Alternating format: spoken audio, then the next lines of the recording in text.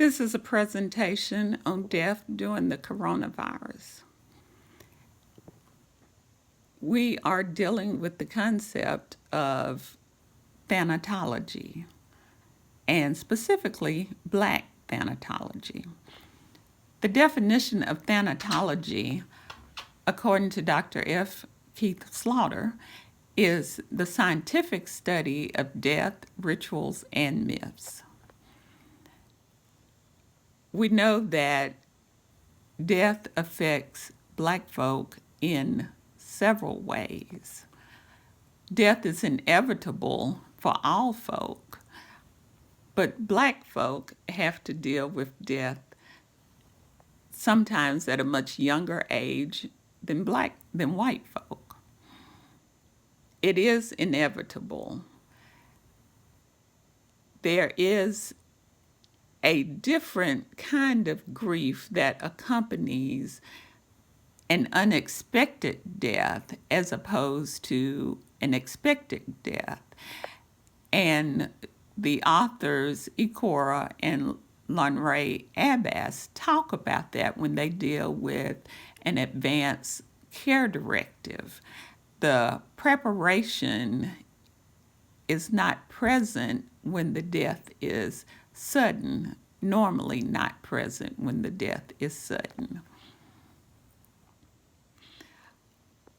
Additionally, Dr. Slaughter has said that to die is natural, but to be killed is unnatural. And I believe that was at a lecture on May 28, 2020.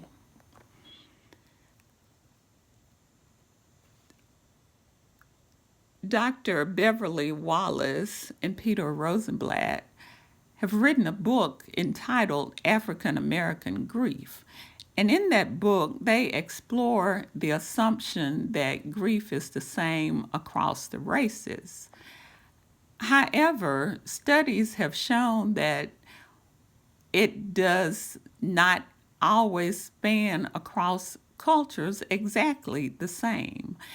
And Dr. Wallace poses a question, why would we think that they are the same when we're talking about the oppressor versus the oppressor who actually caused some of the oppression? So Black people may experience grief earlier because we die younger than white people. There's also a need with Black grief to make meaning of the person's life.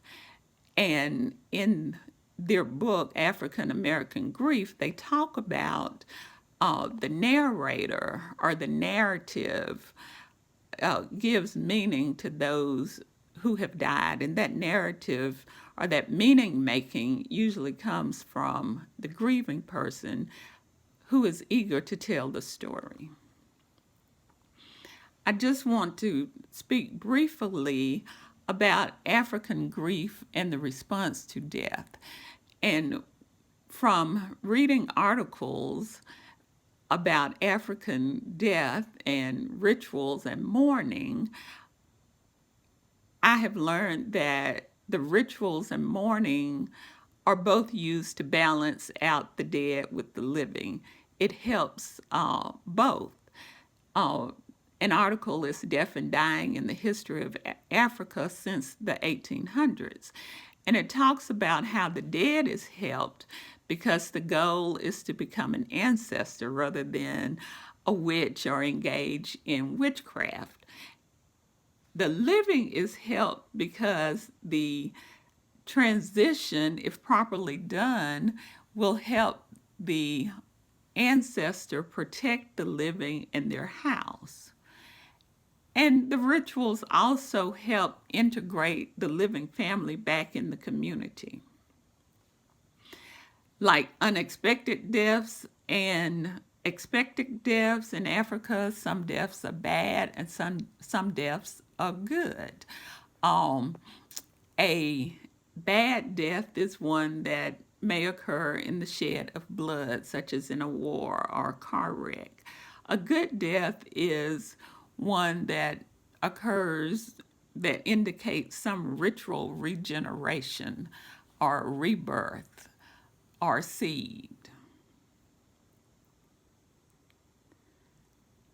The results of bad death promotes or gets evil ancestral spirits, whereas a good death results in influence on the world and reincarnation.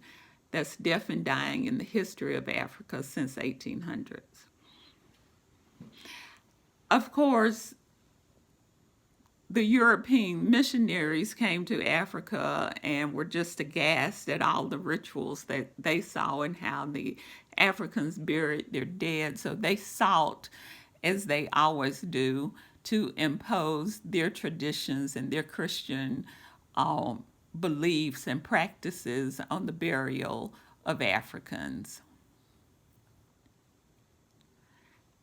We are going to move to talk about the systemic attack on blacks. That is also called institutional racism. And I believe that phrase was first coined, according to Wikipedia, by Stokely Carmichael and Charles Hamilton in Black Power, The Politics of Liberation. And those two gentlemen wrote that individual racism is easy to see because it's so overt, whereas institutional or systemic racism is more subtle, but it has the whole weight of institutions behind it. And that is what we're fighting today. There is an article called "The Coronavirus Was an Emergency Until Trump Found Out Who Was Dying" by Adam Sora. That article talks about a social contract with rules that help keep the community together. And if you break a rule, then that harms the community. But the article also talks about a racial contract. And in a racial contract, there are rules, but the rules don't apply to Black people the same way they apply to white people. Our lives are less valuable than whites, and we see that we're not included in certain documents and inalienable truths, such as the Declaration of Independence. As we move to the coronavirus, we see in this article by Adam Sora so aptly points out that Black lives are just simply less valuable than white lives. Black and brown lives are less valuable than white lives. There's a sacrifice that workers of color have to make to keep the economy alive. We seem to be essential workers, and there doesn't seem to be very much regard for us. As I move to the collective 400 years of systemic racism, we know that slavery built this country, and that all during slavery there was rampant violence perpetrated on slaves. Families were separated, women were murdered, Black men were murdered, women were raped, maimed. All of that was validated by white supremacy, and Black people had no rights. An article that talks about that is in Truth and Reconciliation and is entitled "Addressing Systematic Racism in the United States." As we move through different eras, the thread is still the same. Reconstruction gave us a beacon of hope that we would have property, but it was shortly taken away and redistributed to the former slave owners. That's an article entitled Freeman's Bureau in thehistory.com. We have to deal with voter suppression, redlining, disenfranchisement.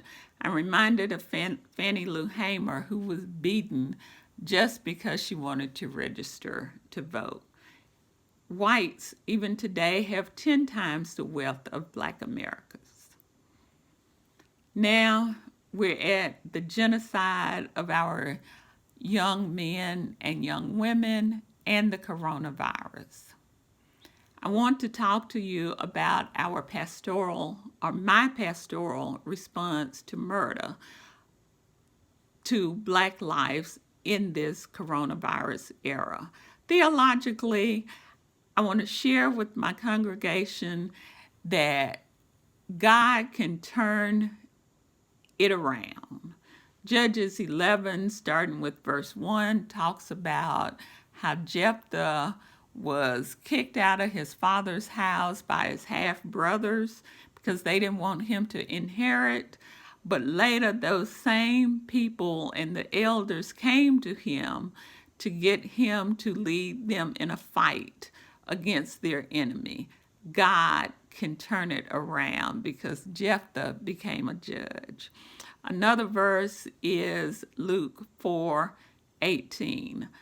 God, I believe, is on the side of the oppressed, and Black people are the oppressed. Psychologically, there's a need for all of the congregants to engage in self-care. We have been living with fear of loss of life, loss of property, financial loss, and it's traumatic. And then practically, in the coronavirus era, let's follow the CDC guidelines. Wear masks.